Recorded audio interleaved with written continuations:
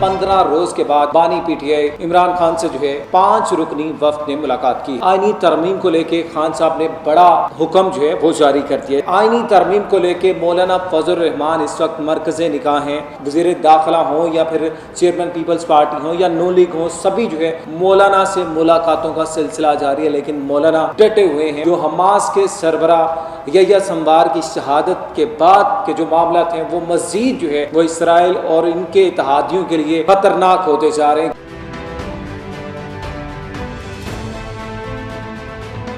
अस्सलाम वालेकुम जी, DS digital TV में खुश आमदीद कहते हैं। बानी पीटीआई से तकरीबन 15 रोज़ के बाद जो है मुलाकात हुई और इस मुलाकात में 5 रुकनी वफ्द शामिल था, जिसमें चेयरमैन पाकिस्तान तहरीक इंसाफ बैरिस्टर गौहर शामिल थे, असद कैसर साहब शामिल थे, सुलेमान अकरम राजा, अली जफ़र और साहबजादा हामिद रज़ा साहब जो हैं इस वक्त जो है इसमें शामिल थे। ये 5 लोगों ने मुलाकात की है। ये मुलाकात इंतहाई अहम भी थी और इसकी वजह ये थी कि तकरीबन 15 रोज़ का जो बैन था, मतलब मुलाकातों पर पाबंदी लगाई गई थी, उसकी वजह से बहुत से लोगों में बहुत सी क्या सराहियाँ जा रही थी और हमने देखा बहुत सी चीज़ें ऐसी सामने आ रही थी जिसके लिए प्रोटेस्ट की कॉल भी दी गई और साथ ही साथ बहुत से लोगों ने जो है लॉन्ग मार्च करना चाहा है और डी चौक पे कॉल दी गई और सारी चीज़ों को लेकर जो है वो आज की मुलाकात के बाद ये सारी चीज़ें सामने आई हैं। स्पेशली 5 रुकनी ये वफद था जिसमें ये बातें सामने आई कि खान की जो है 5 रोज़ तक जो है बिजली बंद थी, टीवी की सहूलियत नहीं थी और अखबार न्यूज़पेपर भी नहीं था और जो सबसे बड़ी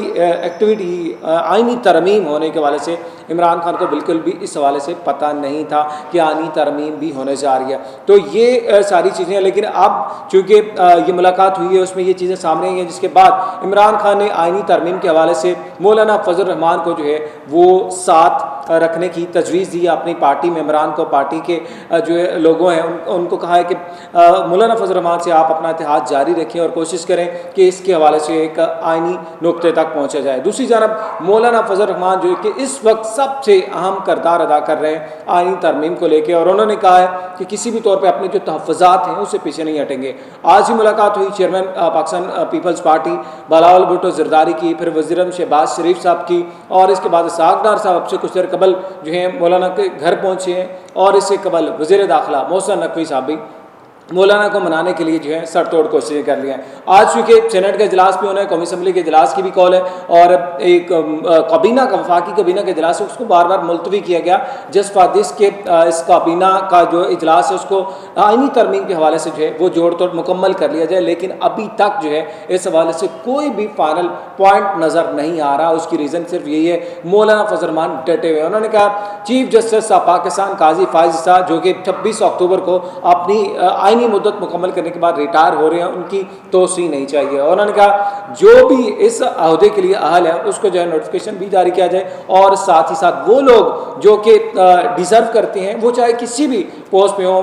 ब्यूरोक्रेसी हो या फिर आर्मी चीफ की बात की उन्होंने या कोई आला अहदों पे, उन्होंने कहा एज़ पर लॉ उन सब लोगों को जो है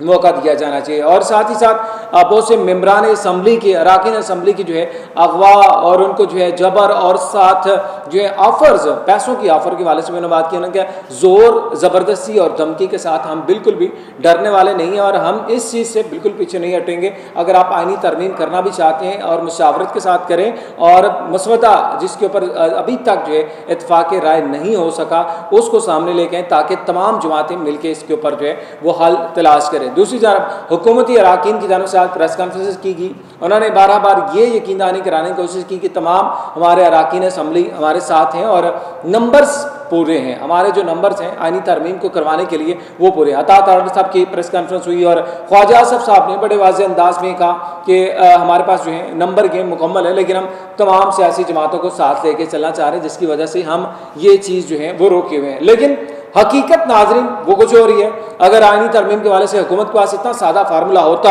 और इस हवाले से वो सारे जो है मौका पे काम होते तो अब तक जो है आईनी तरमीम हो भी जानी थी। लेकिन ज़ाहिर है पीटीआई के जो है चेयरमैन उनकी जानब से एक दावा किया गया था 8 से 9 मेम्बरान अरकान असम्बली जो है वो पाकिस्तान मुस्लिम लीग नवाज के انہوں نے یہ کہا تھا وہ ہمارے ساتھ ہیں اور وہ ہمارے ساتھ کھڑے ہوں گے اور ووٹ دیں گے، اور چونکہ آرٹیکل 63A کے بعد بہت سے ایسے اراکین جو ہیں وہ سامنے آ سکتے ہیں جو کہ اپنی پارلیمانی پارٹی کی ہدایت کے خلاف جا کے ووٹ کر سکتے ہیں، جس کو لے کے ظاہر تمام جماعتوں میں تشویش پائی جا رہی ہے۔ تو یہ بڑا اہم پہلو ہے کیونکہ اس کے اوپر ابھی تمام تر فوکس ہے، چند روز باقی ہیں چیف جسٹس آف پاکستان کی جو ہے مدت مکمل ہونے کے بعد، اس کے بعد نئے چیف جسٹس نے جو ہے وہ عہدے کا حل بھی لینا ہے، لیکن ابھی تک کوئی بھی جو ہے وہ ڈائریکشن کلیئر نہیں ہو پا رہی ہے، جس کی وجہ سے سیاسی جو ہے گہما گہمی وہ بڑے زور و شور سے جاری ہے، اور ہر جو ہے حکومتی اتحاد اسپیشل ان کی یہ پوری کوشش ہے کہ آئینی ترمیم کر لی جائے، جس کے بعد وہ تھوڑا سا سیف سائڈ پہ آ جائے گے۔ دوسری جانب انتہائی اہم جو اپڈیٹ وہ یہ تھی کہ حماس کے جو رہنما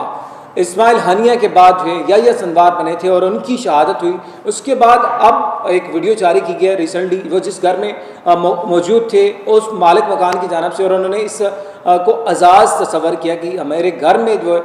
اسماعیل ہنیہ کے بعد جو ہے یحییٰ سنوار کی شہادت ہوئی، اور میرے لیے ایک اعزاز کی بات ہے، اور یہ وہی مقام ہے۔ اس کی تصویریں بھی شیئر کی، آپ اپنی اسکرین پہ بھی دیکھ سکتے ہیں، اور اسپیشلی انہوں نے یحییٰ سنوار کی لائف اور سٹرگل کے والے سے بھی کہا کہ جس انداز سے انہوں نے حماس کو لے کے چلے، اور پوری لائف ان کی اس سے قبل بھی انہوں نے جامع شہادت نوش کرنے سے قبل بھی جس طرح کی جو ہے وہ کاروائیاں کی تھی وہ دردناک کاروائیاں تھیں۔ 7 اکتوبر سے شروع ہونے والا یہ جو ہے غزہ اسرائیل جنگ کا تنازع تحال جاری ہے، اور اب جو 5 نام سامنے آ رہے ہیں جس میں حماس کے سربراہ کے حوالے سے جو ہے وہ فیصلہ ہونا ہے، اس کو لے کے جو ہے وہ بڑی تشویش پائی جا رہی ہے اسرائیل اور اس کے اتحادیوں میں، کیونکہ آج ہی ایک بڑا حملہ کیا گیا ہے نیتن یاہو کے گھر میں، اور یہ ایک رسپانس تھا حماس کی جانب سے، غزہ کی جانب سے اسرائیل کے پرائم منسٹر کو اس کے گھر کو نشانہ بنائے گا۔ انفارچونیٹلی سمجھ لیں یا لکیلی کہہ لیں کہ اسرائیل کے پرائم منسٹر گھر میں موجود نہیں تھی تو بچت ہوگی، ادروائز ایک بھرپور قسم کی جو ہے وہ کارروائی کی گئی، اور ایران کی جانب سے بھی یہی کہا گیا یحییٰ سنوار نے جس انداز سے شہادت حاصل کی اس سے یہ سلسلہ تھمنے والا نہیں ہے، اور نہ ہی غزہ جنگ میں کمی آئے گی، شدت اسی طرح برقرار رہے گی، بلکہ اس سے مزید جو ہے تقویت ملے گی۔ اور جو نئے سربراہ سامنے آ رہے ہیں اس حوالے سے یہی کہا جا رہا ہے کہ وہ ان سے بھی زیادہ جو ہے پاورفل بھی ہیں، اور اسرائیل اور امریکہ جو کہ اس جنگ کے مین مرکزی اتحادی ہیں وہ اس کو لے کے خاصے جو ہے مشکلات کا شکار بھی ہیں کہ کیسے اس جنگ کو قابو پایا جائے، کیونکہ انہوں نے کہا لبنان میں جنگ کے حوالے سے ہم جو ہے وہ جنگ بندی پر غور کر رہے ہیں، لیکن غزہ اسرائیل جنگ یہ جاری رہے گی، اور اس میں تب تک جو ہے وہ جمود نہیں آ سکے گا جب تک جو ہے ایک منچ پہ ہم نہیں بیٹھ سکتے ہیں۔ تو یہ بڑی اہم ترین صورتحال ہے تمام عالمی رہنماؤں کے لیے بھی، اور حماس جس انداز سے قربانیاں دیتی آ رہی ہے اور اس کے بعد ایک سے بڑھ کے ایک رہنما ان کا سامنے آ رہا ہے، یہ خاصا امپورٹنٹ ہے تمام مسلم امہ کے لیے، ممالک کے لیے بھی، اور اسپیشلی غزہ کے مسلمانوں کے لیے بھی۔ یقیناً یہ جو اپڈیٹ آج ہم نے آپ کے ساتھ شیئر کی ہوں گی آپ کو پسند آئیں گی۔ مزید جو ہے ہماری ویڈیوز دیکھنے کے لیے ہمارے چینل کو سبسکرائب کریں اور اپنی فیڈ بیک سے ضرور آگاہ کیجیے گا۔ دوبارہ ایک نئی ویڈیو سے دوبارہ پھر سے حاضر ہوگا، اپنا بہت سا خیال رکھیں، اجازت دیں، اللہ حافظ۔